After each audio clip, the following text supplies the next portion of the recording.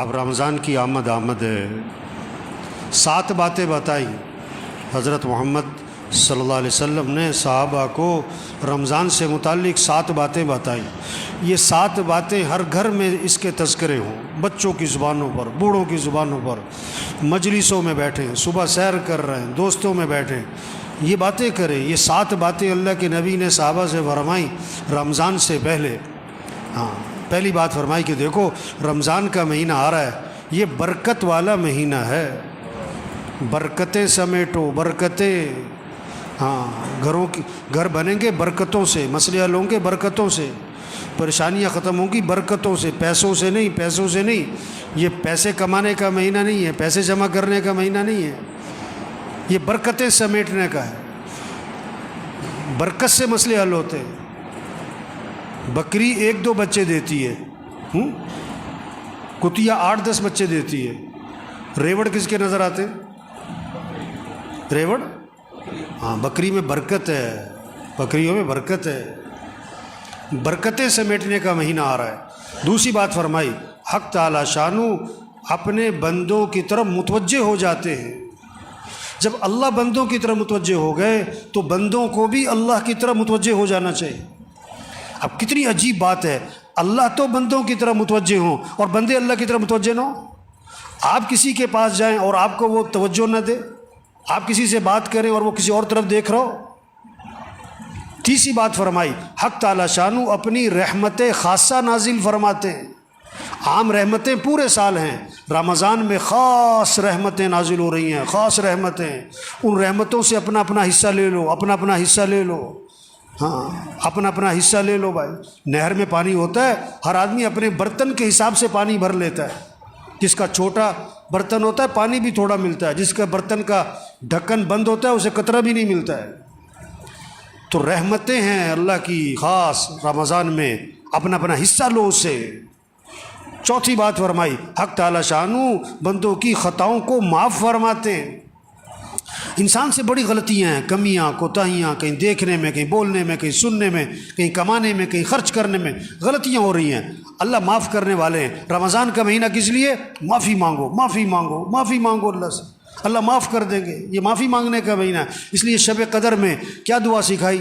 یہ نہیں کہ میں نے بڑے روزے رکھے ہیں، بڑی تراویح پڑھی ہے، بڑی تہجد پڑھی ہے، بڑی نفلیں پڑھی ہیں، بڑا اعتکاف کیا ہے، بڑے صدقے کیے ہیں، اللہ قبول فرما۔ نہیں، شب قدر میں کیا دعا ہے؟ اللہم انک عفو تحب العفو فاعف عنی، اللہ تو معاف کرنے والا ہے، معافی کو پسند فرماتا ہے، مجھے معاف کر دے۔ بس معافی مانگو بھائی، اللہ کو بندے کا معافی مانگنا بہت پسند ہے۔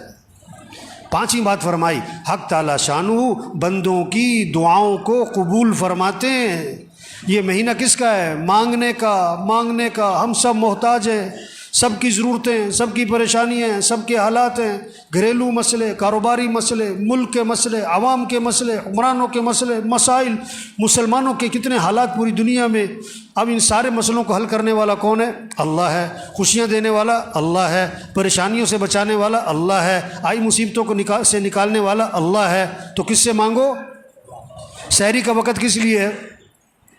مانگو اللہ سے، مانگو اللہ سے۔ افطاری کا وقت کس لیے ہے؟ مانگو اللہ سے۔ یہ افطار پارٹیاں نہیں ہونی چاہیے، یہ سب 2 نمبری ہے، کوئی افطار پارٹیاں نہیں بھائی۔ افطاری کرواؤ کن کو؟ جنہیں کوئی نہیں کھلاتا، اور عزت سے کھلاؤ، لائن میں لگوا کے نہیں، سڑکوں پہ جمع کر کے نہیں، عزت سے کھلاؤ لوگوں کو۔ جنہیں کوئی نہیں کھلاتا، جن کے گھر میں کھانے کو نہیں ہے، عزت سے گھروں میں راشن پہنچاؤ اور اپنی سعادت سمجھ کے پہنچاؤ، اور ان کا احسان سمجھو کہ آپ سے لے لیا، اپنا احسان سمجھ کے نہیں، یہ کہہ کر نہیں اگے تو نامی ہوئے، نہیں، عزت سے دو لوگوں کو۔ یہ افطار پارٹیوں کا مہینہ نہیں ہے، یہ تو عدلے کے بدلے ہو رہے ہوتے ہیں۔ اس نے افطاری کی میں بھی افطاری کراؤں، اس نے یہ بنایا تھا میں بھی بناؤں، نہیں۔ افطاری کا وقت کس لیے؟ مانگو اللہ سے، ہر گھر میں فضا بنے۔ مستورات کو سمجھاؤ کہ بھئی افطاری جو ہے نا عصر سے پہلے کر لو جو کرنا ہے، عصر کے بعد قرآن پڑھو، ذکر کرو، افطاری سے 15-20 منٹ پہلے سب دسترخوان بیٹھ کے دعا مانگو، اللہ سے مانگو، اللہ خوش ہوتے۔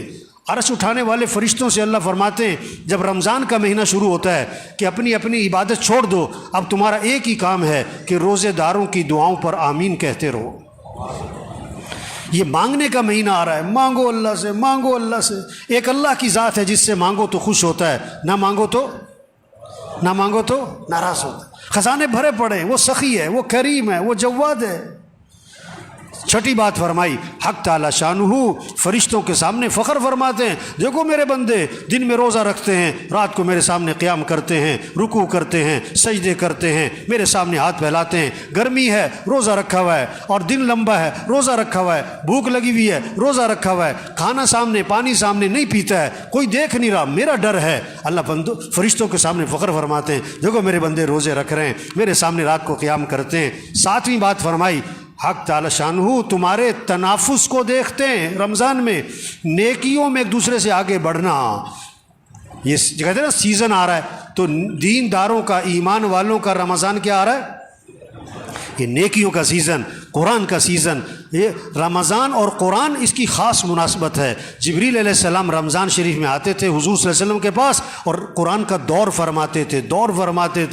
ہمارے گھروں میں فضا بنے، بچے بچیاں مقابلہ ہو، اتنے سپارے پڑھے میں اتنے پڑھوں، اتنے نفل پڑھے میں اتنے پڑھوں، اس نے اتنی تسبیح کری میں اتنی تسبیح کروں۔ یہ رمضان تنافس، نیکیوں میں ایک دوسرے سے آگے بڑھو۔ یہ پیسے کمانے کا نہیں، یہ بازاروں کا نہیں، یہ موبائل کا نہیں۔ یہ رمضان کے مہینے میں موبائل بند کرو، موبائل بند کریں، ٹی وی بند کریں، ٹی وی بند کریں۔ یہ ٹی وی کا نہیں ہے، موبائل کا نہیں ہے، سیر سپاٹوں کا نہیں ہے، کھیل تماشوں کا نہیں ہے، فنکشنوں کا، تقریبات کا نہیں ہے، افطار پارٹیوں کا نہیں ہے۔ یہ اعمال کا مہینہ۔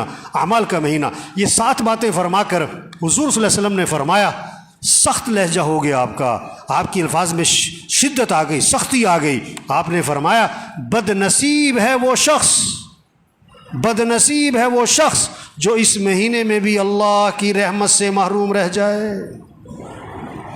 بد نصیب ہے وہ شخص جو اس مہینے میں بھی اللہ کی رحمت سے محروم رہ جائے۔ رمضان جیسا مہینہ آیا اپنی برکتوں سمیت، اپنی خیروں سمیت، اپنی رحمتوں سمیت، اور اس نے اس سے کوئی فائدہ نہ اٹھایا، اور رمضان میں بھی اس کی زندگی میں تبدیلی نہ آئی، اس نے رمضان میں بھی گناہوں کو نہ چھوڑا، اس نے رمضان میں بھی برائیوں کو نہ چھوڑا، رمضان میں بھی مسیح میں نظر نہ آیا، رمضان میں بھی جھوٹ نہ چھوڑا، رمضان میں بھی برائی کو اور ماں باپ کی نافرمانی کو نہ چھوڑا۔ بھائی بڑا قیمتی مہینہ آ رہا ہے، اور پتہ نہیں کس کا آخری مہینہ ہے، پتہ نہیں کس کا آخری رمضان ہے۔ کتنے پچھلے رمضان میں تھے، اس رمضان میں نہیں ہوں گے، اور کتنے اس رمضان میں ہوں گے، اور اگلے رمضان میں نہیں ہوں گے۔